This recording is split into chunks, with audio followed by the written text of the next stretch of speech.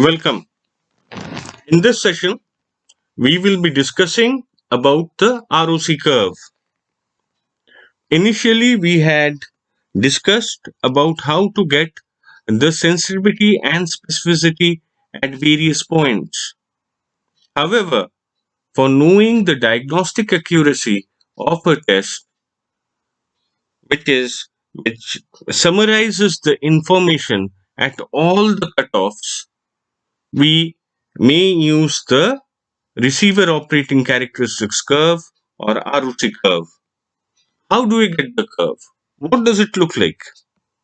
For this, we go to statistical analysis, accuracy of diagnostic test, ROC curve analysis for quantitative test. Mark the word quantitative. For the response is the reference standard. We put in the HCAT, predictor is Yocnum. We keep the other uh, options as they are, and we just enter. So what we get over here is the ROC curve. ROC curve, you check out the y-axis. The y-axis is sensitivity. The x-axis is specificity, but specificity with a difference.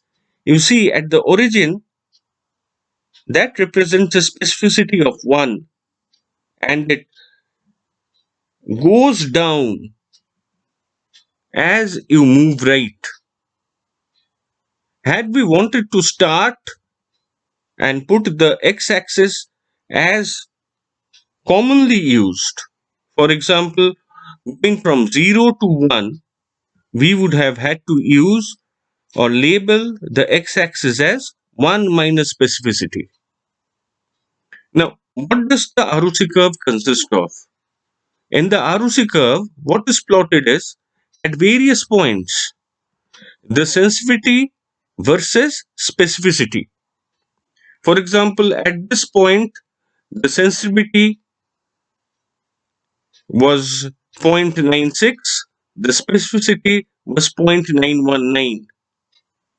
At this point, the specificity was 100% 1 and the sensitivity was around 86%. Similarly, there would have been another point over here where it would have corresponded to the atypical threshold having a specificity of 59% 0.59 and specificity and the sensitivity of around 98%. You join those points together and then extend them to the first to the origin over here and from on the other side to the top right corner, and you get the receiver operating characteristic curve. What the receiver operating characteristic curve denotes is the ratio of the signal to the noise. The higher the area under the curve, the greater the signal to the noise. The area under the curve ranges from a maximum value of 1 to a minimum value of 0, but the point of maximum noise and minimum signal is actually represented by a ROC curve, area under the ROC curve of 0.5, this diagonal line. Anything the further away it gets from 0.5 in the positive direction, that is towards 1, the more the signal. The further it gets away from 0.5, okay, towards 0 means a signal in the opposite direction. That is, increasing categories of the predictor is leading to a decreasing probability of the positive report.